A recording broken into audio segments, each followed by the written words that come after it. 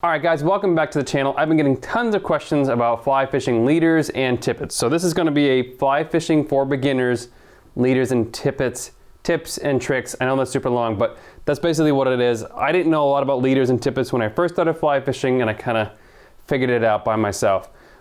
But the best way I can explain a leader and tippet is Indiana Jones and the leather whip that they use. It's the same concept. It's a big fat section that tapers down to a little fine section to turn over that fly to get it out there.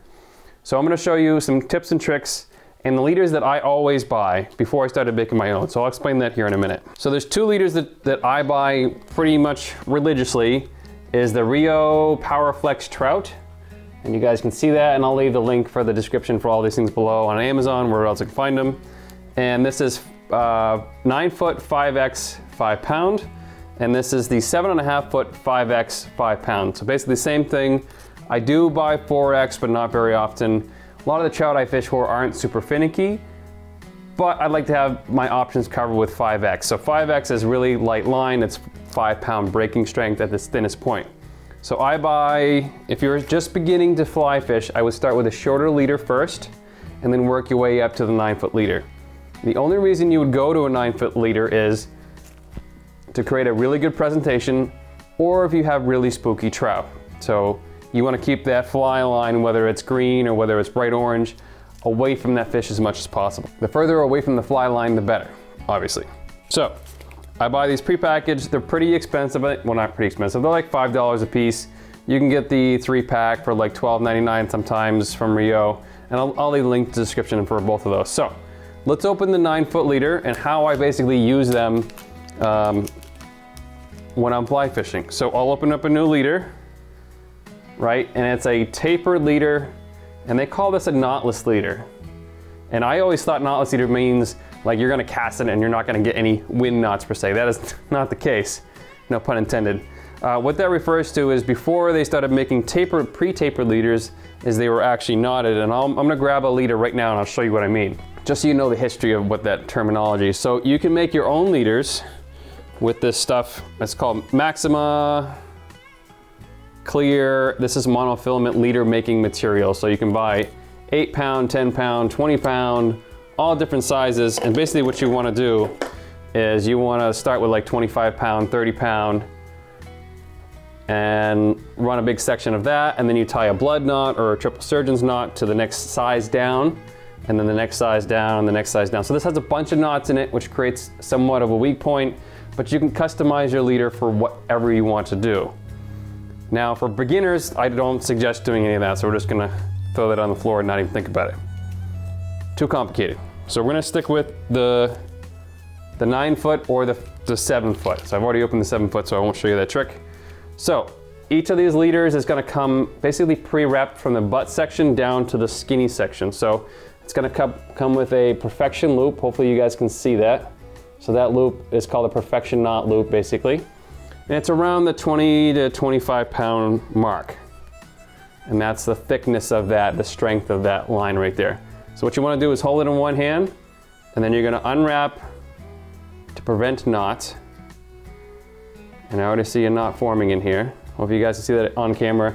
You're going to take that butt section and you're going to slowly unwrap it. And depending on the brand, it's going to be 3 or 4 times, depending on your brand. Like I said, this one is 4 times, it seems like. And then do not let go of it, whatever you do. You're gonna take that and you're gonna, before you even unravel it, see how it's all coily and springy? You don't want that. If you try to put that on your line right now, it's gonna be a springy mess and it's gonna not be fun. So what you wanna do, you can do it later as well, is wrap it around a finger and wrap it around this finger here and pull on it. That's gonna create tensile strength in that line, not strength in the line, but you're basically gonna stretch that line out and see how it's less springy right now. It's gonna cast way better. So we're just gonna do that real quick at each little interval here. And that's gonna, and just make sure you don't untangle it or tangle it up. And whatever you do, don't let go of the middle of it, because this line will tangle pretty easy. And then you can just drop it down like that. So it's still pretty coiled, so we're gonna take it in our arms, and I just kind of like kind of show you guys like that. I just grab it like that. See if I can show you guys. I just wrap it around like that and pull. And you can have a buddy do that and grab a hold of the other end and do it. And you want to make sure your sections overlap. You're not going to break it. You're not going to break 20 pounds with your hand. It will cut through your hand first. Now when you get down to the 5-pound section, which is the skinniest part, which is what they rated at, you got to be careful with that, right? So that's nice and skinny.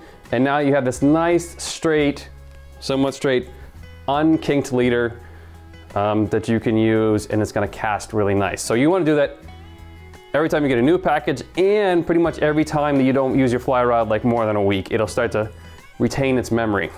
So we've stretched the line, and let's go over what a leader actually, the terminology of a leader. So you have a butt section, which is a really fat section, right? And what they do is they take a machine, they heat this up and they cool it down and they stretch it. So it goes from, let's say 20 pound or 20 pound diameter, basically 15 pound diameter, 12 pound, right down to really quickly it goes down to that 5 pound 5X, right? So this is really skinny line. You guys probably can't even see that on the camera, but that's 5X. You can go up to 4 or 3X for trout, depending if they're stock trout. They're not really line shy yet because they haven't seen any line. So we got all that. And then I've had this question pretty much every year we have an annual fishing trip, is how do I attach it to my fly line? So you have 2 choices. Actually 3 choices. One, if your fly line comes with a perfection or a welded loop, which most of them do, that's a welded loop. This is actually the butt section of a line, but it doesn't matter. You can, what you're gonna do, so I'm gonna show you guys up close here, is you're gonna thread it over like that, thread it over, and then you're gonna grab the line. You can grab the end of it if you want. It's a little more cumbersome because I got 9 feet of line in front of me. And you're gonna thread it back through, okay? So just like that. And then you're gonna pull the skinny section through, don't let it fall back. And you're gonna pull that section back through real quick. And that's gonna create a extremely strong connection. Most fly lines are rated for like 30 pounds, 32 pounds before they break. And then this is rated for like 20 to 25 pounds before it breaks, the butt section. So you have a really strong connection there, and that's what it should look like. It shouldn't look like it's flipped over or like looped over. Just make sure that's nice and tight. And you don't have to check it or anything like that. It's just a good knot right there. So that's one option. The other option is, if your fly line did not come with a welded loop, which some of them don't, but most of them do today, they have really good technology to keep them that way, as you can take a piece of that 20 pound monofilament, or even 25 pounds, a 20 pound Maxima, or anything really monofilament wise, and you can create a perfection loop. And I'm not going to teach you guys any knots today. You guys can look up 100 videos on YouTube on how to do that. Perfection loop and probably a 4 or 5 inch section, and then you can nail knot it to your fly line, and that's the way they used to do it. And then you can loop your new leader right to that. Or the third option, which is the slimmest option, is you cut off your welded loop, if you have one. You can cut off your perfection loop and you can just nail knot your leader straight to your fly line. That's what like the pros do and stuff like that when they want a nice slick connection that's trustworthy. So I trust these connections with massive fish all the time. They're really good welded loops, not like they used to be. So there's that on how to attach the leader to the fly line. That's the easy part. Now, throughout the day, you're gonna be tying basically flies to this, and you're gonna change flies and change flies and change flies and change flies and change flies, right? So we're gonna be slowly eating away at this tippet section. So this leader has a butt section, which is really thick, a mid section, and then it's got a tippet section or level line. And that level line is the same thing as a spool of tippet. This happens to be the same company, Rio, so one I like, is this 5X, focus, this 5X tippet right here. That's really all it is. So it's just a section of that, and this tippet, the reason this is a little bit more expensive than that is this is made at has a higher quality kind of inspection, it has to be breaking at that 5-pound strength, whereas the taper leader has a little more leeway in it, basically. As you're cutting off flies throughout the day, you start getting back to the section where it starts to get thick again. And before you start getting into the real thick section, what you want to do is you want to cut your line, or when it starts getting low, basically, you want to tie 5x to 5x. So when it starts getting into here, not here, if you guys can see the difference right there, it's really hard to show on camera. You can run your fingers on it and kind of feel, and you can also take your spool of 5x tippet and kind of feel the diameter with your fingers. It's better when it's not really cold outside. And you can feel what the size is. The closer the sizes are together, the stronger the knot will be. So you're basically gonna cut back, or you're gonna basically fish all day until it gets back, and then like, oh, now I have an 8-foot leader or a 7-foot leader, and I'm spooking fish, or they're getting spooky. I wanna reattach tippet to that. So I'm gonna cut that. I'm gonna pull off a 3 or 4 foot section of tippet. If you want to, you can go to 2 to 3 to 4 foot section. It depends on how much you've used throughout the day. And you're just gonna blood knot this tippet section right to the tip of your leader. And that keeps you going. So another question that always comes up is, can I knot fluorocarbon tippet to a nylon or monofilament leader? And the answer is yes, but you do have to be careful. So fluorocarbon, I use fluorocarbon only when I am fishing for very finicky fish, or I'm fishing nymphs really against the rocks, like I'm dredging bottom. So fluorocarbon is more abrasion resistant. It's the same kind of clarity as water, so it's very hard to see. And it sinks, unlike nylon tends to float until it kind of gets waterlogged. So when you are tying the two together, you just have to be careful. So fluorocarbon is just a little bit stiffer, it's a little bit slipperier, so that knot has to really be perfectly seated. And I use a blood knot when I tie the two together.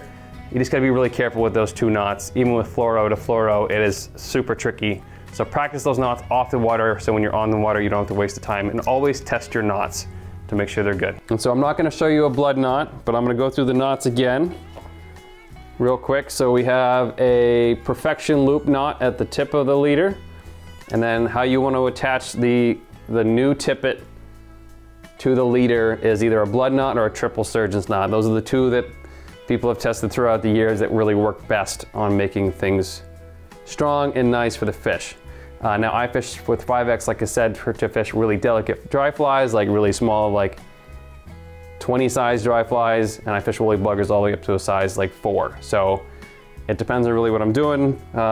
This doesn't cast a big woolly bugger that well, so I'll just trim it back, fish the woolly bugger for a little while, and then add a section of tippet onto it to go back to that dry fly. And I always fish however the fish want me to fish. Whatever they're gonna eat, that's what I switch to. So I hope you guys learned something. Comment below if you have any more tips and tricks for leaders for beginners. Now this is just, like I said, just for beginners, for trout. If I wanted to get into tarpon and all sorts of other stuff, I could spend days on talking about it, but most people fish for trout in that grand scheme of things. So that's what we're focusing on, and hopefully this helps some of the beginners out there.